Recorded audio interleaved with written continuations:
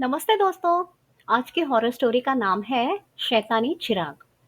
राजनगर में एक परिवार रहता था जिसमें 17 वर्षीय टीना नाम की लड़की 12वीं कक्षा में फेल हो जाती है। इस वजह से वो बहुत दुखी हो गई और फेल हो जाने के अफसोस में वो समुद्र तट के करीब पत्थरों पर जाकर बैठ गई। अपने दुख में उसने किसी को भी शामिल नहीं किया, इसलिए वो वहां अकेली ही बैठी थी। समुद्र की उठ रही लहरों को देखते हुए वो खिसिया रही थी, ये सोचकर कि जो उत्साह समुद्र के जोश मार रही लहरों में है, वो उसके अंदर क्यों खत्म हो गया। टीना इसी खिसियाहट का शिकार रहकर करीब पड़े छोटे छोटे पत्थर उठाकर समुंदर में फेंकने लगी, क्योंकि उसके मन में तरह तरह के विचार आ रहे थे और वो पागलपन का सबूत देते हुए जोशीली लहरों को पत्थर मार रही थी। एक ही जगह से पत्थर उठा उठाकर समुंदर में फेंकते हुए उसने एक जगह पर गहरा गड्ढा कर डाला। जहां से वो लगातार पत्थर उठा रही थी, अचानक उसी जगह से पत्थर उठाते हुए उसके हाथ में पत्थर की जगह कोई और वस्तु आ गई। वो एकदम से चौंक गई और उस वस्तु को फेंकने ही वाली थी कि अचानक उसने देखा कि उसके हाथ में पत्थर की जगह एक चिराग आ गया है। चिराग धातु का बना था।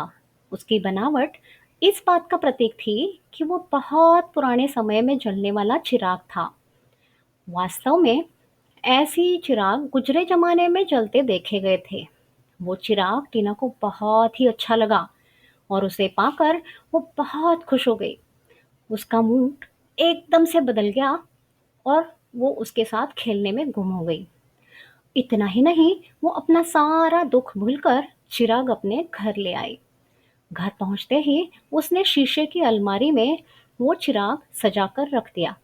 उसी समय अलमारी का शीशा बंद करते हुए शीशा उसकी उंगली में लग गया। परिणाम स्वरूप उंगली से खून बहने लगा। जख्म को ठीक करने वाली क्रीम उसी अलमारी में चिराग के करीब रखी हुई थी। टीना ने हाथ बढ़ाकर जैसे ही क्रीम उठानी चाही, तभी उसकी उंगली से बहते हुए खून की एक बूंद चिराग पर गिर गई, जिसे वो समुंदर के किनारे से उठा लाई थी। और क्या चमत्कार! बूंद के चिराग पर गिरते ही चिराग से गाढ़ा धुआं निकलने लगा। ये देखते ही टीना डर गई और वो थोड़ी पीछे हट गई। देखते ही देखते बहुत सारा धुआं जमा होने लगा और उसका एक आदमी बन गया। आदमी को देखते ही टीना बहुत ज्यादा डर गई और उसके परिवार वालों को पुकारने लगी। उसने एक नज़र वो आदमी को देखा तो आदमी करीब-करीब 30 से 35 वर्ष का लग रहा था तथा उसके तन पर केवल काले रंग की धोती थी। उसके काले घुंघराले बाल कंधों पर पड़े थे। चेहरे से वो कोई शैतान नजर आ रहा था। उसको देखकर टीना बुरी तरह से डर गई और अपने आप ही बोल पड़ी, कौन हो तुम?" शैतान एकदम से बोलने लगा, "घबराओ मत, मैं तुम्हारा गुलाम हूँ। कहो, मेरे लिए क्या आदेश है?" टीना ने घबराकर काँपते हुए कहा, अभी के लिए तुम वापस चले जाओ।" तभी वो आदमी बोला, "मैं जाने के लिए नहीं आया हूँ, मैं तो आपके हुक्म को पूरा करने आया हूँ।" कुछ क्षणों तक टीना उसे यूं ही देखती रही।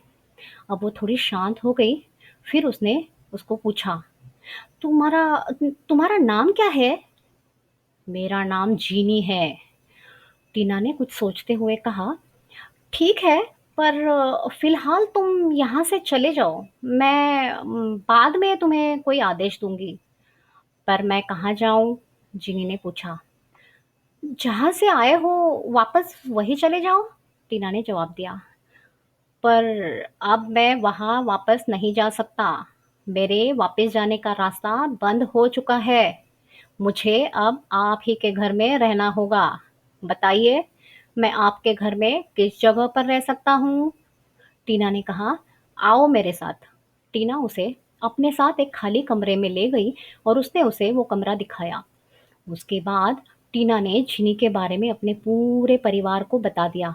साथ ही जीनी से मिलवा भी दिया। उसके परिवार में उसके माँ-बाप, एक बड़ी बहन और एक छोटा भाई रहते थे, जिनसे मिलकर टीना के परिवार वाले पहले तो बहुत डर गए, परंतु उन्हें जब पता चला कि वो उनकी सेवा करने आया है, तो उन्हें इस बात की खुशी हुई। जीनी एक ऐसी अद्भुत व्यक्ति है जो उनके असंभव कार्य को संभव कर सकता है, ये सोचकर सब खुश हो गए। टीना के पिता ने जीनी से कहा, अरे भाई, मुझे 20 लाख रुपए की सख्त जरूरत है, मिलेंगे क्या? मिल जाएंगे, जीनी ने कहा, मगर थोड़ा इंतजार करना होगा। ठीक है। जीनी अदृश्य होकर टीना के घर के सामने वाले बंगले में पहुंच गया। वहां वो अपने स्पष्ट रूप के साथ 20 लाख रुपए तिजोरी से चुरा रहा था। तभी बंगले की मालकिन ने उसे देख लिया। इससे पहले कि वो शोर मचाती, जीनी ने चाकू से उसका गला काट दिया और 20 लाख रुपए लेकर टीना के पिता को लाकर दे दिए। जब शाम को पता चला कि सामने वाले बंगले में 20 लाख रुपए की चोरी होने के साथ मालकिन को चोर ने खत्म भी कर दिया है, तो टीना के पिता ने अनुमान लगा लिया कि ये करामात जीनी की ही है। फिर उनको बहुत बुरा लगा और अपना अनुमान उन्होंने पूरे परिवार को भी बताया और कहा, जीनी का यहाँ रहना ठीक नहीं है। इंसान के रूप में वो एक शैतान है, जिसे इस घर से निकाल दो। लेकिन उनकी बात किसी ने न मानी और किसी ने विश्वास भी नहीं किया। रात को जब सो रहे थे, तो जीनी ने आकर टीना के पिताजी का गला घोंट दिया और उन्हें खत्म कर दिया, क्योंकि जिनी सुन चुका था कि टीना के पिताजी उसके खिलाफ हो चुके हैं। अगले दिन उसके घर में मातम मनाया गया। बाप की मौत पर टीना बहुत रोई। पूरा परिवार दुख के सागर में डूब गया था। लेकिन टीना का भाई इतना छोटा था कि उसे अपने पिता की मौत की कोई समझ नहीं थी।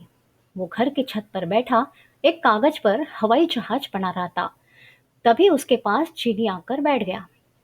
फिर टीना के भाई ने जिनी से कहा, क्या तुम मुझे हवा में उड़ा सकते हो?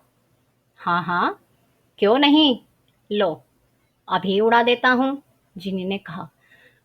उसी के साथ जीनी ने उसे उठाकर आकाश की ओर उछाल दिया। वो बहुत जोर से आकर जमीन पर गिर गया। जमीन पर गिरते ही उसने दम तोड़ दिया। घर में दो दो अर्थी देखकर टीना और उसकी माँ बहुत रोए। अगले दिन थोड़ा शांत होकर टीना की माँ ने कुछ सोचा और टीना से कहा, मुझे लगता है हमारे घर में इन दो मौतों का कारण जीनी ही है। जब से ये हमारे घर में आया है, तब से एक अजीब सी मनहूसियत हमारे घर में छा गई है। जिनी को जितना जल्दी हो सके घर से निकाल दो। टीना और उसकी बहन बहुत ही दुखी थे और कुछ भी सोचने व समझने की अवस्था में नहीं थे। तो वो दोनों माँ की बात नहीं समझ पाए और उन्होंने माँ की बात नहीं मानी। टीना ने माँ से कहा, मम्मा, आपको गलतफहमी हो रही है। जीनी हमारे लिए बुरा नहीं है। वो तो हमारी मदद के लिए आया है। उसने एक बार कहते ही पापा को 20 लाख रुपए ला दिए थे। मगर पापा भी उसको गलत समझ रहे थे और आप भी उसको गलत ही समझ रही हो। मैं सही कह रही हूँ बेटा, माँ ने अपनी बात पर जोर दिया। मम्मा, ये गलतफहमी आप अपने दिल से निकाल दो, टीना की बड़ी बहन ने कहा। जीनी हमारे लिए बुरा नहीं है। परंतु माँ ने दोनों बेटियों की एक न सुनी। 1 घंटे बाद जीनी ने टीना की माँ को भी मार डाला।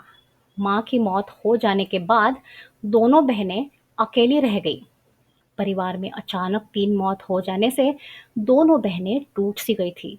उन दोनों ने समझा कि घर में लगातार 2 मौत होने के कारण माँ को बड़ा सदमा पहुंचा है और उसी की वजह से माँ मर गई है।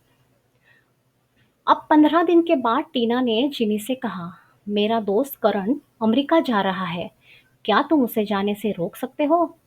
बेशक, जिनी ने दृढ़ स्वर में कहा। तत्पश्चात 2 घंटे बाद बीत जाने पर खबर मिली कि करण की टांग किसी ने काट दी है। इतना सुन टीना समझ गई कि करण की टांग काटने वाला जीनी ही है। सचमुच जीनी ने ही करण की टांग काटी थी। टीना बहुत दुखी हो गई और घबरा भी गई, क्योंकि चीनी बहुत ही खूंखार बन रहा था, एक के बाद एक करके सबको नुकसान ही पहुंचा रहा था। और सबसे बड़ी बात तो ये है कि अब टीना और उसकी बहन का जीवन खतरे में आ चुका था। इस बात का एहसास होते ही टीना ने अपनी बड़ी बहन को सारी बातें बताई। फिर दोनों बहनों ने अगली पिछली बातों को दोहराया, तो उन्हें समझ में आता चला गया कि उनके परिवार वालों का तथा उनके घर के सामने बंगले की मालकिन का कातिल जीनी ही है। अब दोनों बहनें बहुत ही डर गई, क्योंकि आगे जिनी क्या करेगा इसका कोई अंदाजा वो नहीं लगा पा रही थी। थोड़ी सी हिम्मत जुटाकर टीना बोली, जिनी को हम इस घर से निकालना ही होगा। तभी चीनी ठहाके लगाता हुआ उन दोनों को बीच में आकर खड़ा हो गया। उन दोनों ने जीनी की शक्ल देखी तो वो पूरी तरह से डर गई। जीनी बहुत ही डरावनी शक्ल अपना चुका था। वे दोनों उसे देखकर डर के मारे चीखने चिल्लाने लगी और कांपने लगी। जीनी ने कहा, अब तुम दोनों मारी जाओगी। जानती हो मैं कौन हूँ? मैं एक मुर्दा था। मुझे अपनी साधना से एक तपस्वी ने जीवित किया था। जब जीवित होकर मैं हर वो काम करने लगा जिससे तपस्वी को बुरा लगने लगा, तो उसने मुझे एक चिराग में कैद कर दिया। साथ ही साथ ये कहा कि इस चिराग में तब तक रहेगा जब तक के चिराग को खून नहीं मिलेगा। फिर उसने चिराग समुद्र के किनारे पत्थरों में दफन कर दिया और वही चिराग को तुम अपने घर ले आई और तुम्हारी उंगली से बहते खून की बूंद चिराग पर टपक गई। बस फिर क्या था, मैं दिए की कैद से आजाद हो गया। अब मैं कभी कैद नहीं हो सकता। बोलो, मरने से पहले तुम्हारी आखिरी इच्छा क्या है? वे दोनों बहनें डर के मारे कुछ भी बोल नहीं पा रही थी, पर थोड़ी सी हिम्मत बांधकर टीना की बहन ने कुछ सोचा और जल्दी से कहा, जो 16 दिन पहले था आज हो जाए बस। वास्तव में चीनी को टीना के घर आए 17 दिन हो चुके थे। उसका 17वां दिन वो काट रहा था। बहन के कहते ही जीनी ने वक्त को 16 दिन पीछे हटाते हुए वहीं से शुरू किया जहां से टीना उस चिराग को अलमारी में लगा रही थी जिसमें चीनी कैद था। और क्या चमत्कार! सब कुछ उसी समय का दृश्य था। बीते कल की बातें दोबारा चलते हुए जब टीना की उंगली कटी और उसने चिराग के बराबर में रखी जख्म पर लगाने वाली क्रीम को उठाना चाहा, तो जल्दी से उसकी बहन आई और उसने टीना का हाथ वहीं के वहीं रोक कर कहा, ऐसी गलती ना कर बहना।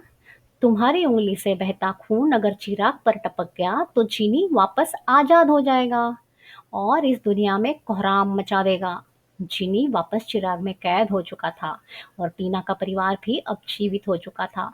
शीघ्रता से दोनों बहनों ने चिराग एक दरिया में फेंक दिया और इसी तरह उन्होंने जीनी से मुक्ति पाई। इससे हमें ये सीख मिलती है कि किसी भी अनजान व्यक्ति पे भरोसा करने से पहले अपने अपनों की बात को समझे और उनके ऊपर विश्वास करें। धन्यवाद।